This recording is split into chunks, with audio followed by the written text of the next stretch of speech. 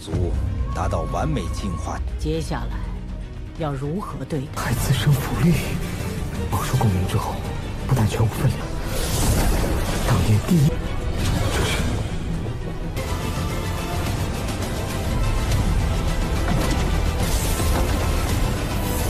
在此为他护法，尔等不许乱来。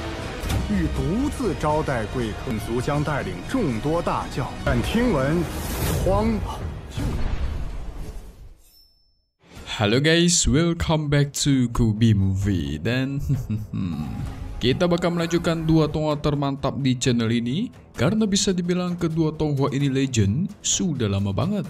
Yang ikuti Mimin dari awal sudah pasti tahu lah ya. Oke guys, mari kita gaskan babang Xiaohao dulu, dimana di part 134 Wami Shiji episode 136 hari ini, semua bakal melihat Xiaohao bakal masuk ke dalam klan surgawi. Dia juga bakal ditantang untuk mengangkat sebuah batu raksasa.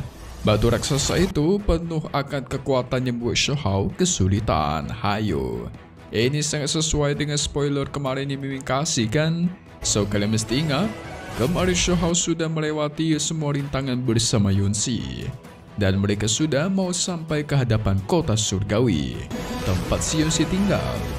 Walaupun ada sedikit drama di akhir-akhir kemarin, tetapi Xiaohao sangat hebat dalam menjaga perasaannya, di mana dia tetap membuat dirinya seakan-akan bukanlah Xiaohao di hadapan Yunxi. Tetapi kita semua tahu ya guys, itu semua demi keselamatan Yunxi juga. Jadi ya, kemarin udah pada sedih ya. So maka dari itu langsung saja kita masuk ke intro ya guys. Hehehe.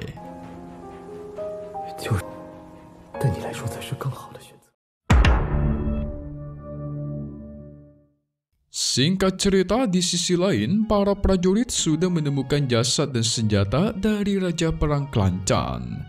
Senjata dibawa pulang ke hadapan para tetua dan namanya disebut sebagai orang yang menghabisinya, itu adalah Huang. Nah lo, masalah baru nih buat Xiaohao nih. Di sisi lain, Xiaohao sudah sampai ke kota Tianzhou alias kota surgawi. Merasa kalau misi dan janjinya sudah selesai, dia pun pamit pergi dari sana.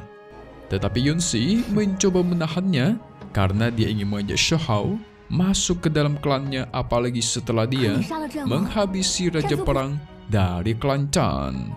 Tentu masalah besar bakal menghampirinya guys. Tetapi Xiaohao sama sekali tidak takut. Dia yakin bakal ada hari mereka bakal bertemu lagi nanti. Dan Xiaohao pun pamit pergi dari sana. Yunxi masih merasa sangat sedih, harus kehilangan Moxi. Karena setelah ini mungkin Xiaohao nggak bakal bisa ketemu lagi dengan dia guys. Yunxi pun kembali ke sosok aslinya. Sebenarnya alasan Xiaohao nggak mau masuk ke kota surgawi itu sangat jelas. Karena di sana ada banyak sekali master kuat. Jikalau masuk, yang pasti identitas aslinya itu malah terungkap.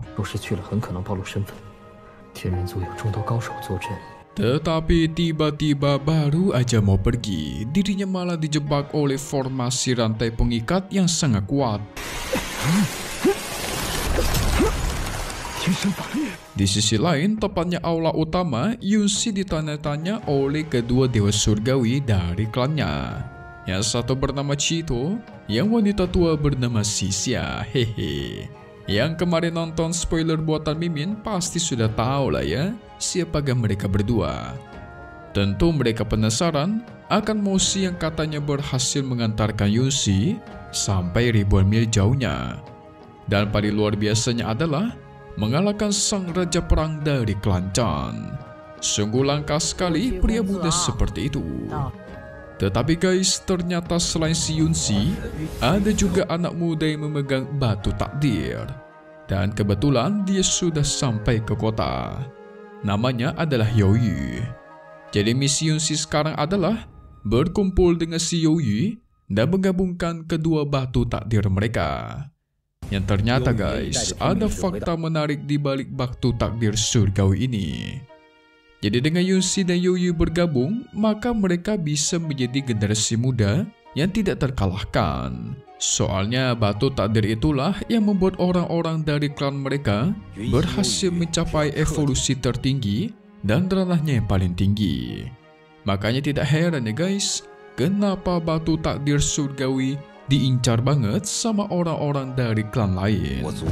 达到完美进化， 接下来要如何对待？ 是一位自称摩西的少年。 Tetapi Chito cukup penasaran akan si Moshi ini. Bisa membawa Yunsi selama ribuan mil di dataran berdarah aja itu sudah bisa dikatakan hebat. Tapi ini juga mengalahkan raja perang ya kan? Chito jadi ingin menyelidiki Moshi lebih lanjut. Minimal mereka mendapatkan Moshi untuk menjadi bagian dari klannya. Wadidaw. Ini nih yang bahaya nih. Identitasnya bisa ketahuan. Singkat cerita, Shahao pun dibawa oleh wanita tua Sisia. Sisia meminta maaf, sudah salah paham mengira si Shahao musuh awalnya. Tetapi ternyata sebaliknya, dia adalah pahlawan untuk Yunsi. Namun si Shahao tidak diperbolehkan untuk pergi dulu. Karena ras celestial atau surgawinya ini ingin membalas kebaikan Shahao. Di satu sisi dia ingin mencari celah keluar dari kota ini secepatnya guys. Karena dia tahu semakin lama di sini malah semakin berbahaya. Apalagi setelah mengetahui Shahao yang mengalahkan sang raja perang. Wah, pasti makin bahaya nih. Tetapi ternyata membalas kebaikan yang dimaksud oleh nenek Sisia itu adalah membawa Shahao ke sebuah arena yang ada batu biru raksasa di tengahnya. Hayo, apa ini nama batunya? Bukan batu aki ya guys, hehe. Yang nonton spoiler kemarin pasti sudah tahu nih namanya. Yes, benar.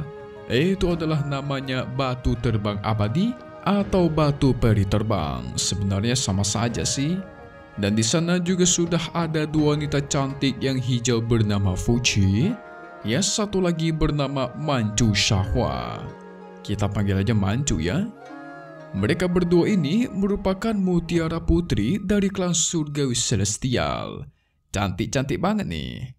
Shahao langsung dibawa ke hadapan mereka untuk berkenalan. Di ras surgawi ada 3 mutiara. Ini berdua dan satu lagi adalah Hyunsi. Manchu Shahua 今日在此举行召集。 Batu yang ada di hadapan mereka itu adalah benda suci dari klannya. Shahao diperbolehkan mencoba menguji kekuatan di hadapan batu itu karena dia sudah berjasa kepada klannya. Tetapi Shahao sudah bisa menebak rencana di balik mereka guys, yaitu mereka ingin tahu kekuatan milik Shahao dan habis itu menikahkan dirinya dengan wanita dari klan surgawinya supaya si Shahao menjadi terikat dan menjadi bagian dari klan mereka. Tentu dia tidak tertarik. Tetapi Shahao ingin mengisengi mereka dengan mengatakan kalau dia berhasil mengangkat batu itu, bolehkah dia menikahi kedua mutiara klan surgawi sekaligus? Hehehe. Auto marahlah si Fuchi dan Manchu guys. Tetapi kalau Shahao gagal, dia bakal meninggalkan klan surgawi. Ya, kalau kalah juga nggak ada ruginya buat Shahao ya kan? Karena dia memang ingin meninggalkan kota ini. Tetapi kalau menang, untung banyak juga sih. Hehehe, jadi galau nih.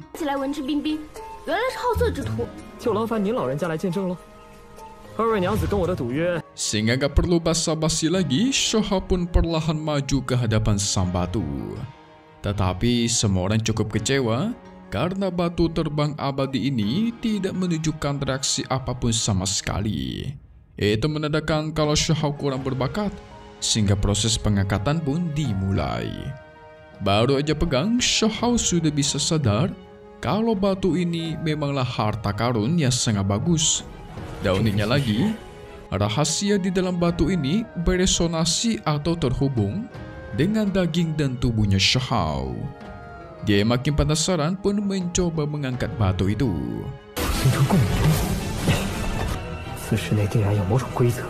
Perlahan mulai terangkat guys. Ini sangat sesuai dengan spoiler yang kemarin Mimin berikan. Apalagi tulang tertinggi Shahao mulai beraksi, menciptakan tulisan rune. Ketika batu itu beresonansi atau terhubung dengan Shahao, batunya seperti terangkat sendirinya. 还自身浮力，饱受共鸣之后，不但全无分量，当年第一，这是。 Proses terus berlanjut. Shahao di satu sisi mendapatkan rahasia besar dalam tulang tertingginya guys. Tetapi cukup aneh ya. Padahal kan dia sudah kehilangan tulang tertinggi, bahkan darah tertinggi. Namun kok sekarang bisa ada lagi ya? Mungkin tulang tertinggi itu berakar kepada tubuhnya Shahao guys. Selama tubuhnya tidak hancur, maka tulang tertinggi pasti selalu ada. Dan kebetulan, batu abadi ini membangkitkan kembali tulangnya. Wah, babang kita dapat kembali tulang tertingginya dong. 放下吧，这么耗下去只会弄伤。可能举过头顶，他如今只是强撑着抱起。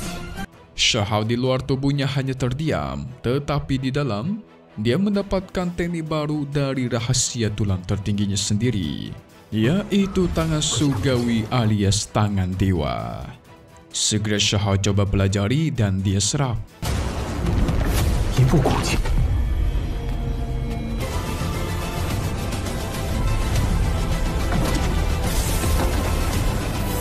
Ini mantap banget nih. Proses terus terjadi. Badan Shahao menunjukkan cahaya kuningnya super terang, sehingga tuar. Batu terbang abadi itu berhasil Shahao angkat sambil terbang guys. Nah lo, ketar-ketir dah tuh. Fuji sama Manju mulai panik takut beneran dinikahi sama Shahao. 这个狂徒真要将我与福去一并嫁给。 Tetapi orang-orang dari klan surgawi tidak terima dia berhasil guys, karena Shahao ini orang luar. Saking tidak terimanya, mereka semua pun menyerbu. Tetapi mereka semua langsung dihentikan oleh sang dewa surgawi Qituo.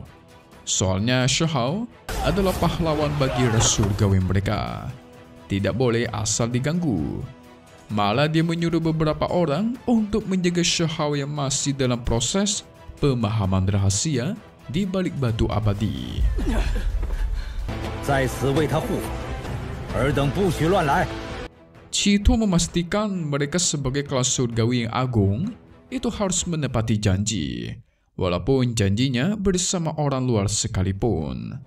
Apalagi Shahao bisa beresonansi dengan batu ajaib ini, maka harus dimanfaatkan oleh klan mereka semaksimal mungkin. Jadi Shahao sengaja dibiarkan mempelajari rahasia di dalam batu tersebut. Kita beralih kepada Yunxi dan Youyu yang menjadi pusat perhatian bagi semua orang. Di sini Youyu itu orangnya percaya diri banget guys, senang diperhatikan. Dia memastikan kepada Yunxi bakal menjadi istrinya setelah dia berhasil mengangkat batu terbang abadi.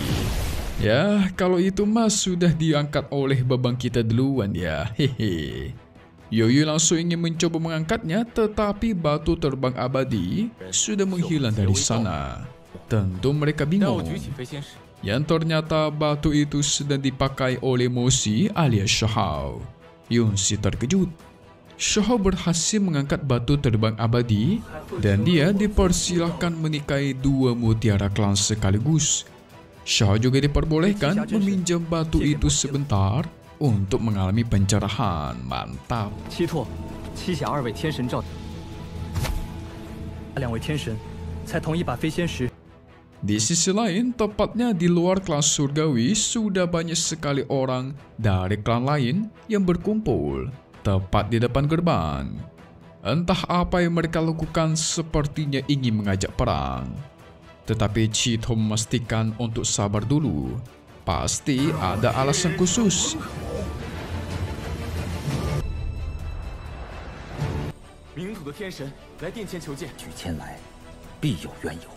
Di sisi lain, ada sosok seorang dewa surgawi yang sangat kuat dan diundang untuk memasuki kota surgawi.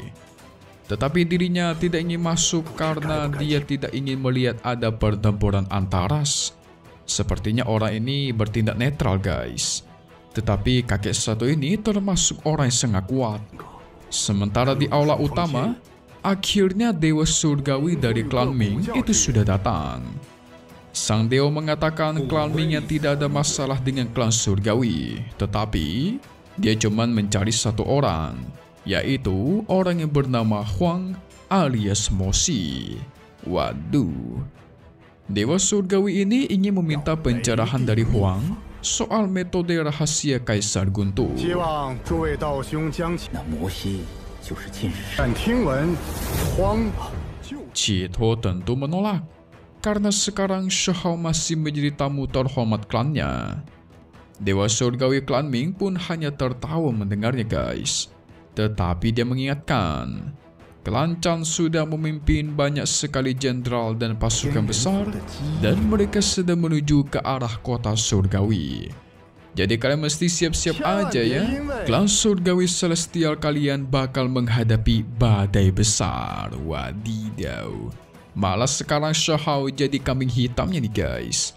欲独自招待贵客族，将带领众多大教天人族知恩图报。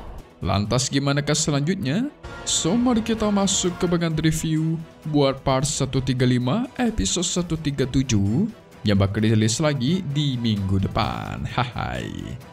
Jadi guys, situasi klan surgawi super darurat, super susah, super kondisi sulit.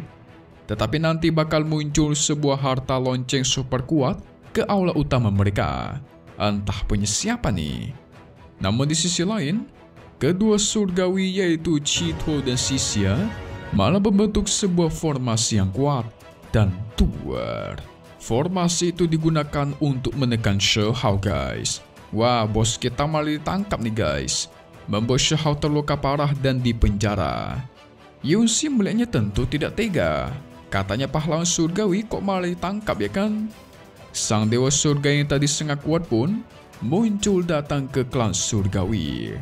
Tetapi yang mengejutkan Mimin adalah ada satu wanita di mana dia memegang daun Dewi Willow. Nggak tahu nih siapa wanita ini nih. Yang pasti bukan Dewi Willow sih. Tetapi dia berada tepat di atas kapal di atas klannya surgawi. Siapa ya? Penasaran ya? Kira-kira kasih spoiler lagi nggak ya? Seperti biasa, update lagi nanti buat part 135 episode 137-nya, yes, di hari Jumat minggu depan. Satu hal yang pasti cuma di sini ya guys. Thank you buat guys sudah nonton dan selalu support channel Mimin. Semoga kalian semua sehat selalu ya. Mimin pamit undur diri dulu. Kita bakal ketemu lagi di video-video selanjutnya. Oke kalau gitu, see you guys.